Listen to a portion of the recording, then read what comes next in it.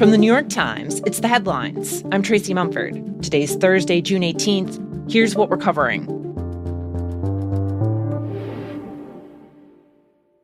A senior Trump administration official gathered reporters on a conference call yesterday in order to release the full text of the deal the U.S. has reached with Iran.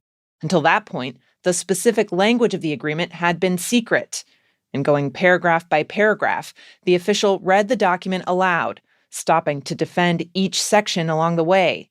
As the terms of the deal were laid out, what became clear was that the document, which is being called a Memorandum of Understanding, is far from the unconditional surrender President Trump had demanded from Iran. At the start of the war, Trump said the goal was the total destruction of the country's nuclear and missile programs and the fall of its regime. That hasn't happened, and the deal pushes off talks about Iran's nuclear program to future negotiations.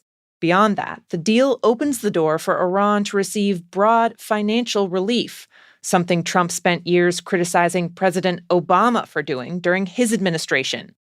The new framework outlines a $300 billion plan for Iran's reconstruction and, among other things, immediately grants waivers for Iran to begin exporting its oil. One of the more remarkable elements of this agreement is that, at least when it comes to oil sales, Iran stands to walk away from the war on much stronger footing than when it entered the war. My colleague Rebecca Elliott, who's been covering the deal, says that for years, Iran has only been able to sell its oil at a very steep discount to try and lure buyers who are willing to take the risk and go around U.S. sanctions. The lifting of U.S. sanctions means that Iran's oil will start flowing to a wider array of buyers. And that stands to benefit Iran financially in significant ways. Meanwhile, so how do you go back to the United States and convince a skeptical American public that this deal is a win? Well, look, here they lost militarily, okay? Speaking at the G7 summit yesterday, Trump defended the deal, emphasizing the fact that the U.S. decimated Iran's Navy and Air Force and destroyed much of its defense industry. This agreement now provides Iran with a historic opportunity. If they follow the path of cooperation we'll have opened for them, their country will have a chance to survive. Trump said that when it comes to some of the benefits for Iran, like the unfreezing of billions of dollars of the country's assets, that will only happen in return for, quote, good behavior. And for now, Trump is leaving open the possibility of more military action if he's not happy with the next round of negotiations. It's a memorandum of understanding. If it doesn't get done in 60 days, that's all right. We go back to bombing. You know, I don't want to do that because it's so good. But we might have to.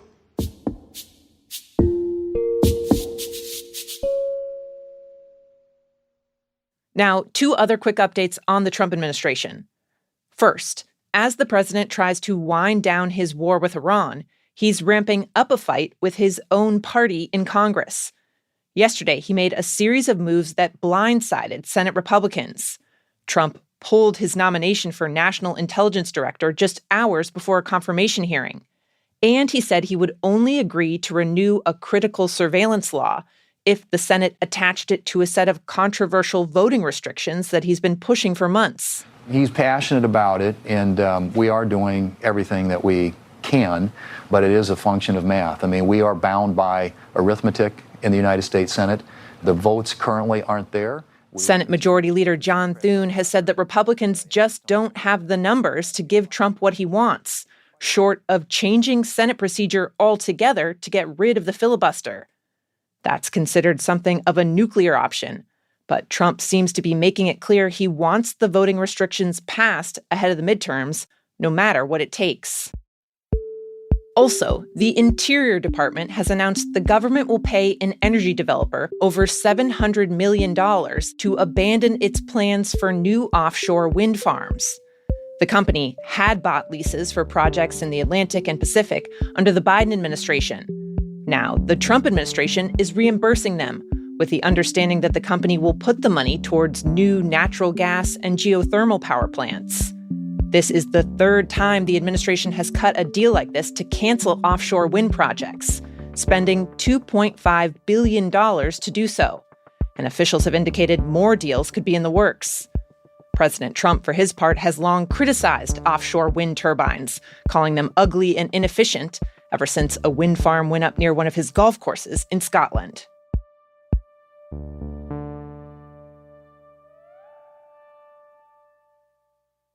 My teacher is asking me to write a 5-page lab report, and I'm not about that life. So we're just going to tell the comment assistant to draft the paper and watch the magic happen. Across the internet, high school and college students are being targeted with a lot of videos about how to use AI for their assignments and how not to get caught. Right now, this text is 100% AI, but after I click humanize and wait a couple of seconds, it's 100% human. The videos are pushing tools that are made by both big tech companies and small startups. This paper is 100% natural sounding because the pauses, errors, and changes in speed and rhythm. Basically, as schools and universities have tried to push back on students using AI by turning to things like AI detection software, a whole industry has sprung up to get around that.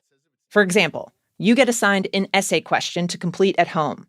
In order to make sure you really do it, the professor might use software that records all your keystrokes as you type. They want to see you writing the essay as you go, complete with mistakes, not just copy-pasting it in from a chatbot. But now, an autotyper can help get around that. It can take your AI-generated answer and mimic how a human would have typed it in. Other tools called, yes, this is real, humanizers, take text that might be obviously AI written and smooth it out to make it less robotic or formulaic. Schools are trying to keep up, but AI detection is becoming a significant expense for them. And in some cases, the very same companies selling detection tools are also the ones making apps that allow students to cheat. One consequence of this whole cat and mouse game may be that everyone has to work on their handwriting again, as more teachers shift to requiring students to write inside the classroom, where they can be observed.